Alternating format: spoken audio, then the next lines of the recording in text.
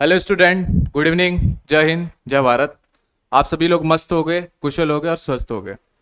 हमारी क्लास कौन सी चल रही थी इससे पहले? हम लोग हिस्ट्री पढ़ रहे थे और हिस्ट्री की हमारी जो क्लास चल रही थी इससे पहले सिंधु सिविलाइजेशन के बारे में हम लोग पढ़ रहे थे। ठीक है। इससे पहले वाली क्लास में हमने लोथल के बारे में पढ़ा और लोथल से हमें क्या क्या जानकारियां प्राप्त होती है हमारी पिछली वाली क्लास में कंप्लीट हो चुका है। ठीक है।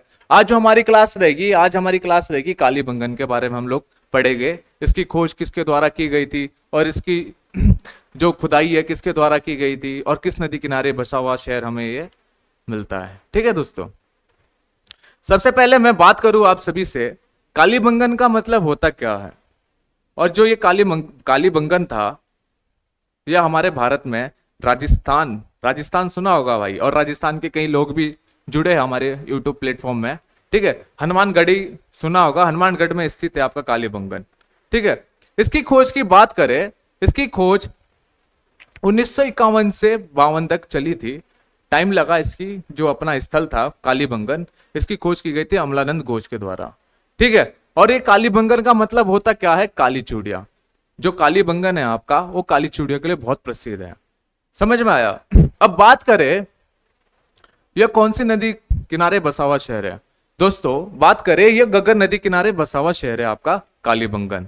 और इसकी जो खुदाई खुदाई थी, खुदाई किसके द्वारा की गई थी? बनवारी लाल और बालकृष्ण थापर।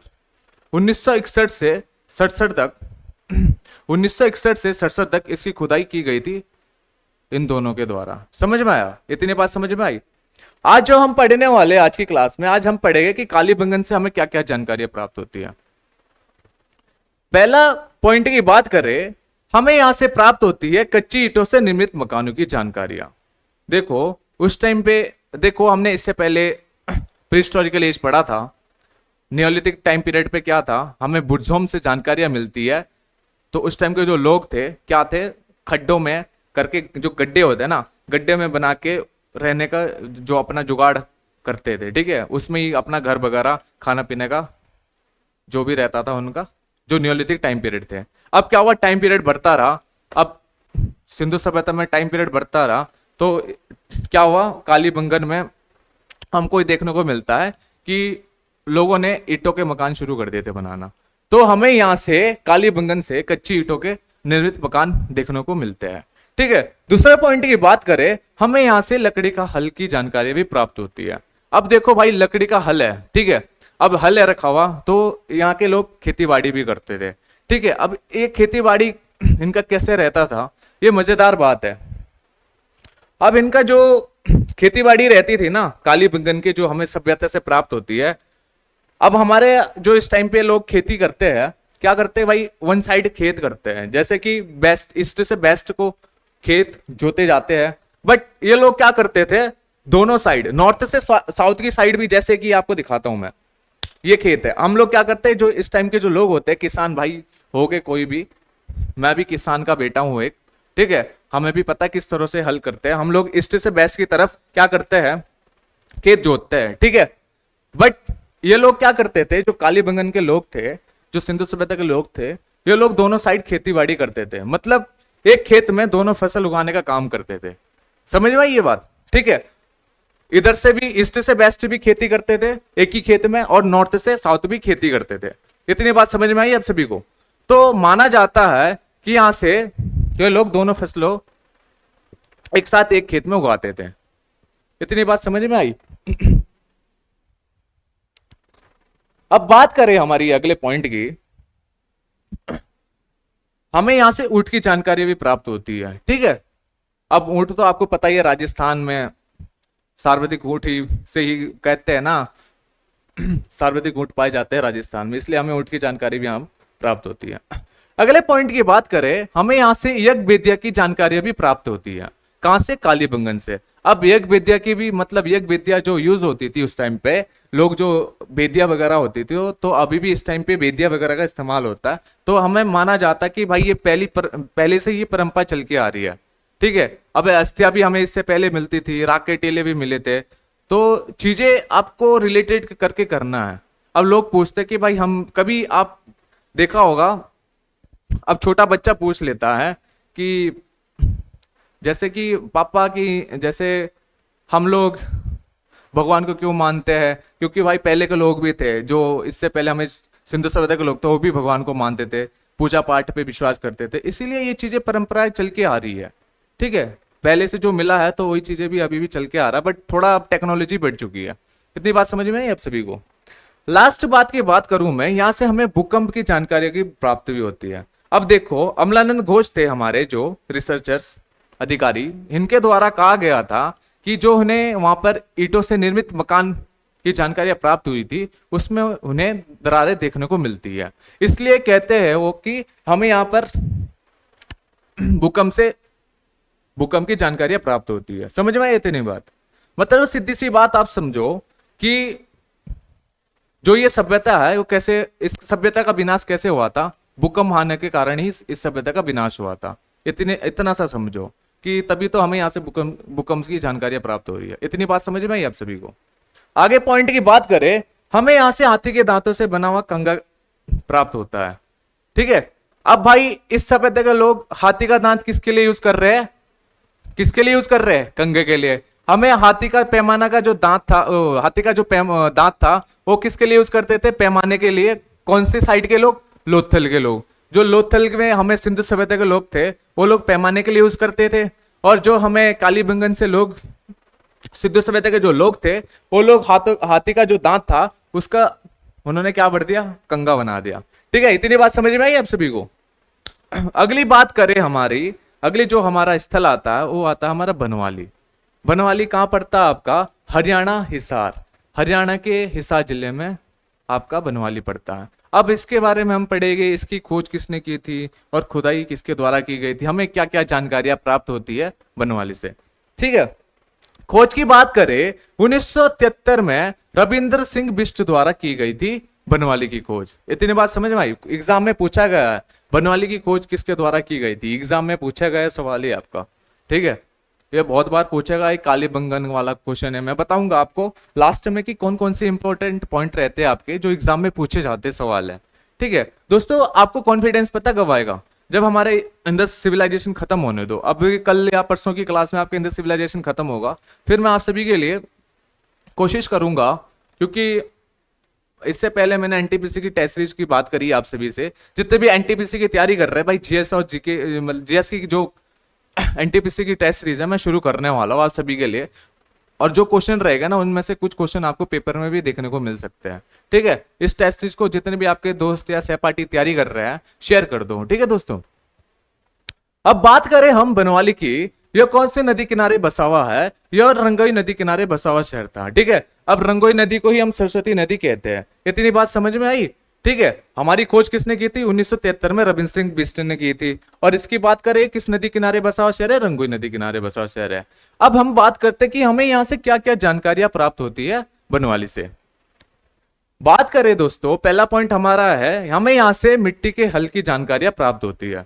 बनवाली से हमें क्या प्राप्त होती है? मिट्टी का हल। अब जो ये मिट्टी का हल है आपका, इससे पहले हमें लकड़ी का हल कहां प्राप्त हुआ था? कालीबंगन से। अब यहां पर हमें क्या प्राप्त हुई जानकारियां? मिट्टी का हल।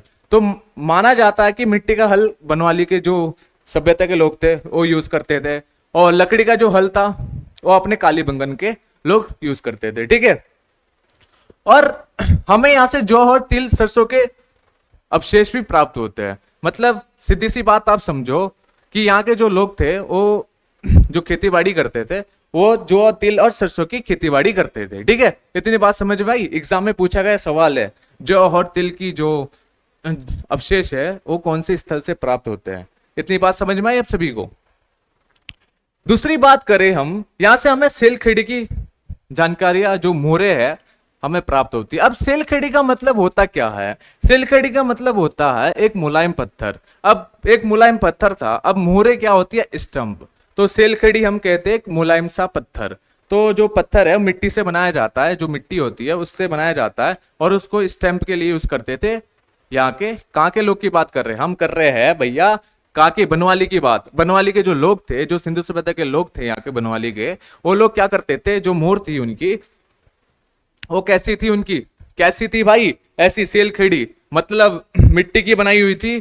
ठीक है, कच्चा पत्थर की तरह लगता था वो, और उस पे जो मोहर थी उनकी किस तरह से थी, उस पे कुछ चिन्ह वगैरह बना दिया और स्टंप लगाते थे, जैसे कुछ उन्हें सामान भेजना हो बाहर देश में या कुछ एक्सपोर्ट करना हो तो स्टंप लगाते थे, भाई ये हमारी स्टंप लगी हो, ये हमारा सामान है। इस तरह से हमें ये जानकारियां प्राप्त होती है बनवाली से। इतनी बात समझ में आई आप सभी को?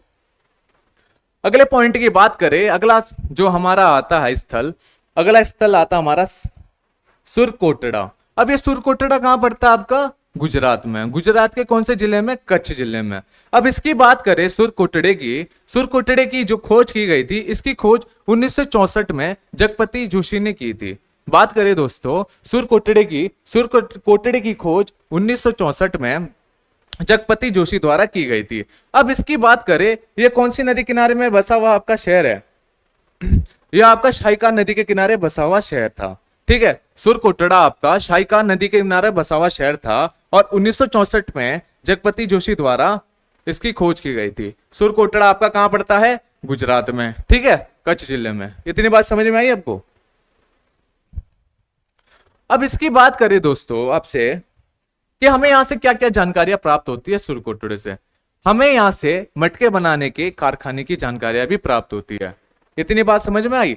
पहला पॉइंट हमारा इसका यह रहता है, हमें यहां से मटके बनाने की जानकारियां प्राप्त होती है। अभी इससे पहले कारखाना मिला था, मनके बनाने की जानकारियां, माला वगैरह जानकारियां वो कहां से मिलती है? भाई देखो, रिलेटेड करके पढ़ो। मतलब जैसे यहां से हमें मटके बनाने की जानकारियां है, अब यहां मटके बनाना शुरू कर दिया था कारखाना में। कहां पर? सुरकोटड़ा, जो गुजरात में आपके कच्छ जिले में पड़ता है। और मनके बनाने के जो हमारी माला वगैरह थी, मनके क्या होती? माला से रिलेटेड होता है। वो कारखाना कहां पे था? कहां पे था भाई? लोथल पे। ठीक है, इतनी बात समझ में आई आप सभी को? और हमें यहां से घोड़े की अस्थियां भी मिलती है। कहां से मिलती है हमारी घोड़े की अस्थियां भाई? हमारी घोड़े की अस्थियां मिलती है सुरकोटड़ा से। सुरकोटड़ा आपका गुजरात में पड़ता है। इतनी बात समझ में आई? ये एग्जाम में पूछा गया आपका बहुत बार। मैं बात करूं आपकी, कौन सा क्वेश्चन है आपका? ये सुरकोटड़ा वाला। सुरकोटड़ा से आपका जो हॉर्स एसिस है, हॉर्स की जो अस्थियां है, घोड़े की जो अस्थियां है, हमें कहां से मिलती है? सुरकोटड़ा से। ठीक है, इतनी बात समझ में आई? और हमें यहां से तराजू का, पलड़े की जानकारी भी प्राप्त होती है। अब ये पलड़ा क्या होता है? जो तराजू होता है उसका जो नीचा वाला भाग होता है उसे हम पलड़ा कहते हैं। तो उस टाइम के जो लोग हैं, जैसे कुछ भी सामान या व्यापार देते तो तोल के ही देते थे। इतनी बात समझ में आई? अगला जो पॉइंट रहता है, हमें यहां से हमें पत्थर से ढकी हुई कब्र की जानकारियां भी प्राप्त होती है। कहां से होती है? सुरकोटड़ा से। ठीक है, इतनी बात समझ में आई? देखो दोस्तों, हमने बात किया इससे पहले, देखो मैं दोबारा बता दूं, कालीबंगन की बात करी हमने, इसकी खोज किसने की थी, हमें क्या क्या जानकारियां प्राप्त होती है। उसके बाद हम आए बनावाली, जो आपका हिसार हरियाणा में पड़ता है, इसके बारे में पढ़ा, इसकी खोज किसने की, यहां से क्या क्या जानकारियां प्राप्त होती है। फिर हमारा आता है सुरकोटड़ा, जो कच्छ जिले में पड़ता है गुजरात पे।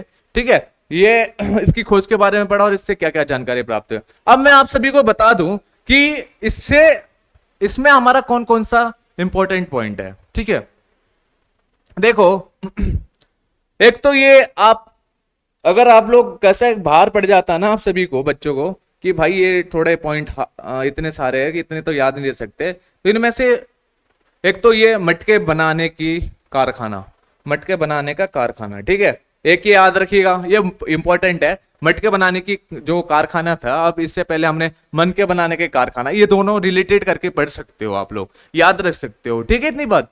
और दूसरा आपका हॉर्स एसिस, जो हॉर्स की हस्तियां थी, ये दोनों एग्जाम में आपके पूछा गया है। और ये तराजू का पलड़ा, ये एग्जाम में बहुत बार पूछा जा रहा है। ठीक है, यूपीएसआई में ये क्वेश्चन आया गया। ठीक है, अब बनवाली से बात करूं, बनवाली से पूछा गया है कि बनवाली कौन सी नदी किनारे बसा हुआ शहर था, स्थल था। समझ में आया? बनवाली कौन सी नदी किनारे बसा हुआ स्थल था? रंगोई नदी किनारे बसा हुआ स्थल था। ये वाला क्वेश्चन पूछा गया है बनवाली से। समझ में आया?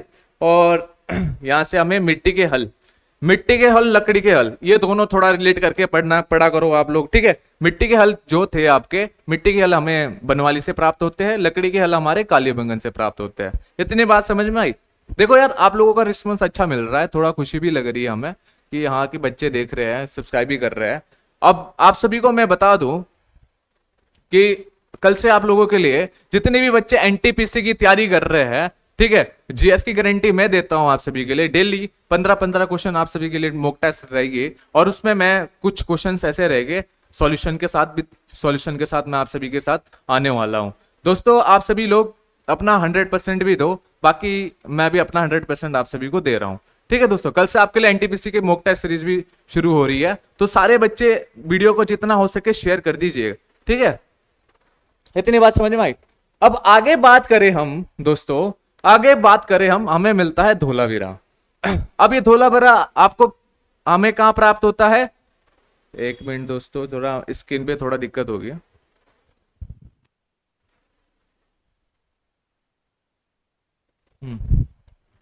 थोड़ा स्क्रीन पे कैमरा एक्शन आ गया था। चलो बात करते हैं हम। अगले टॉपिक की बात करें हम, अगला जो हमारा स्थल रहता है, हमारा रहता है धोलावीरा। अब ये धोलावीरा कहां पड़ता है आपका? कच्छ जिला, गुजरात में। ठीक है, अब इसकी बात करें, इसकी खोज कब हुई और इस कौन सी नदी किनारे बसा हुआ है और इसकी खुदाई किसके द्वारा की गई थी? खोज की बात करें 1967 से 68 के बीच में अपने जगपति जोशी द्वारा की गई थी। अब देखो, आप जगपति जोशी द्वारा दो खोज की गई है। ठीक है, एक तो इससे पहले जो हम पढ़ रहे थे, कौन सा? सुरकोटड़ा। ठीक है, ये भी गुजरात में उसी ने खोज की थी। अब दूसरा हमारा आ गया धोलावीरा। आप ऐसे रिलेट करके पढ़ा करो। ठीक है, इसीलिए मैंने सीरीज वाइज लगा रखा ताकि बच्चों को याद जल्दी हो जाए। ठीक है। बच्चे क्या होता है कि भाई लुसेंट की बुक पढ़ते हैं, कई टीचर्स होते हैं पढ़ लेते हैं, बट लुसेंट में प्रॉपर दिया नहीं होता है, क्योंकि इसमें कुछ पॉइंट्स मैंने ऐसे जो एग्जाम के पर्पस में मैं आपको बता भी रहा हूँ कि एग्जाम में पूछे गए सवाल है, ये यहाँ से क्वेश्चन बना हुआ। ठीक है, कितनी बात समझ। बाकी आप सभी लोग कमेंट कर सकते हो कि कोई दिक्कत आ रही है, कोई कमी लग रही है आपको, कुछ चीजें अगर गलत लगती है तो आपको लोग कमेंट में जरूर करिएगा। बाकी मैं 100% अपना दे रहा हूँ, आपको भी 100% देना है यार। ठीक है, आप सभी के लिए इतनी फ्री क्लासेस चल रहा हूँ, मैं चाहता हर बच्चा पढ़े, हर बच्चा के अंदर जुनून हो। ठीक है, बाकी शुरुआत करते आगे। धोलेवेरे की बात करें, धोलेवेरे की खोज 1967 से 68 में जगपति जोशी द्वारा की गई थी। और ये कौन सी नदी किनारे बसा हुआ शहर था आपका? लूनी नदी। लूनी नदी आपकी एकमात्र नदी है जिसका पानी आपका समुद्र तक नहीं जा पाता है। ठीक है, जब अपना ज्योग्राफी स्टार्ट होगा तब हम बताएंगे इसके बारे में, इसकी बहुत लंबी कहानी है। ठीक है, अभी यहाँ पर ये पढ़ो क्योंकि दिमाग में फिर बहुत से क्वेश्चन आ जाते हैं। धोलावीरा आपका कौन सी नदी किनारे बसा हुआ शहर है? ये एग्जाम में पूछा गया है, तो लूनी नदी, लूनी नदी के किनारे बसा हुआ शहर हमें धोलावीरा मिलता है। इसकी खुदाई की बात करें दोस्तों, इसकी खुदाई 1990 से 1951 के बीच में रविंद्र सिंह बिष्ट द्वारा की गई थी। ठीक है, खुदाई किसके द्वारा की गई थी? रविंद्र सिंह बिष्ट द्वारा 1990 से 1951 के बीच में की गई थी। ठीक है, अब बात करें हम धोलावीरा को क्या है, 3 पार्ट्स में डिवाइडेशन किया था। ठीक है, जो किला होता था जिसमें राजा रहता था उसे हम ऊपरी भाग कहते थे। ठीक है, और जो मध्य भाग रहता था उसे हम व्यापारिक बस्ती के लिए बांटा हुआ था, और जो तीसरा भाग था वो सामान्य लोग की बस्ती के लिए रहता था। ठीक है, देखो सीधी सी बात ये समझो, जो ये धोलावीरा है, ठीक है, धोलावीरा में इस तरह से बिल्डिंग रहती थी। ठीक है, अब जो ऊपरी भाग रहता था, ऊपरी भाग जो रहता था वो राजा वगैरह के लिए रहता था, और जो मध्य भाग रहता था इस तरह से बिल्डिंग्स होती थी, ये व्यापारिक बस्ती रहती थी, जो व्यापार वगैरह होता था। जो निचला वाला भाग रहता था वो सामान्य लोगों की बस्ती रहती थी। यहाँ पर मतलब लोग जो जितने भी लोग रहते थे सारे रहते थे। ठीक है, ये चीज समझो। तो धोलावीरा एकमात्र ऐसा है जो 3 पार्ट्स में बांटा गया था। ठीक है, अब बात करें हम कि धोलावीरा से हमें क्या क्या प्राप्त जानकारियां होती है। ये धोलावीरा, ये साइट है हमें जो मिला है गुजरात के जिले में। धोलावीरा से हम जानकारियां प्राप्त करें, हमें क्या क्या जानकारियां प्राप्त होती है? सर्वप्रथम जानकारी हमें यहां से मिलती है वाटर मैनेजमेंट। अब देखो भाई, लोगों ने क्या कर दिया, अब वाटर मैनेजमेंट करना शुरू कर दिया था। सिंधु सभ्यता के जो लोग थे, धोलावीरा से हमें ये जानकारी प्राप्त होती है। मतलब लोगों के द्वारा डैम्स और पॉन्ड्स के निर्माण शुरू कर दिए थे। ठीक है, धोलावीरा में हमें ये क्या जानकारियां प्राप्त होती है। और दूसरा पॉइंट हमारा रहता है, यहां पर हमें स्टेडियम की जानकारी भी प्राप्त होती है। समझ में आया? देखो एग्जाम में पूछा गया सवाल है, ये बहुत ही इंपॉर्टेंट है, यूकेपीसीएस में पूछा गया सवाल है। स्टेडियम की जानकारियां कौन से स्थल से प्राप्त होती है? तो धोलावीरा से। और धोलावीरा से मैंने आपको बताया वाटर मैनेजमेंट, जिसे हम कहते हैं जल प्रबंधन। ठीक है, हमें यहाँ पर डैम्स और पॉन्ड्स के अवशेष प्राप्त होते हैं। समझे ये बात? ठीक है, इतनी बात समझ में आई? देखो आज टॉपिक मेरे को लग रहा है आपके लिए ज़्यादा ना हो जाए, क्योंकि इतने टॉपिक आपके लिए काफ़ी है। कल आगे आगे की क्लास कंप्लीट करेंगे, ठीक है। बाकी आप सभी लोग ख्याल रखिएगा अपना, मस्त रहिएगा। थोड़ा थोड़ा पढ़ो, बट पढ़ो ऐसा कि आपके दिमाग में बैठ जाए। समझ रहे हो बच्चों? बाकी आप लोगों के लिए एनटीपीसी की मॉक टेस्ट जो कल लगने वाली है, उसमें क्वेश्चंस का लेवल बताना आप सभी लोग, कितने बच्चों के कितने सही होते हैं। 15 क्वेश्चन रह गए उसमें, ठीक है। और 15 में से कितने बच्चों के कितने सही रहते हैं मुझे कमेंट में जरूर बताइएगा। और आप सभी लोगों को ऑल दी बेस्ट कल के लिए। कल आपको मॉक टेस्ट के साथ भी मिलेंगे और आपके अगली क्लास के साथ भी मिलेंगे, ठीक है। तो आप सभी लोग अपना ख्याल रखिएगा। जय हिंद, जय भारत।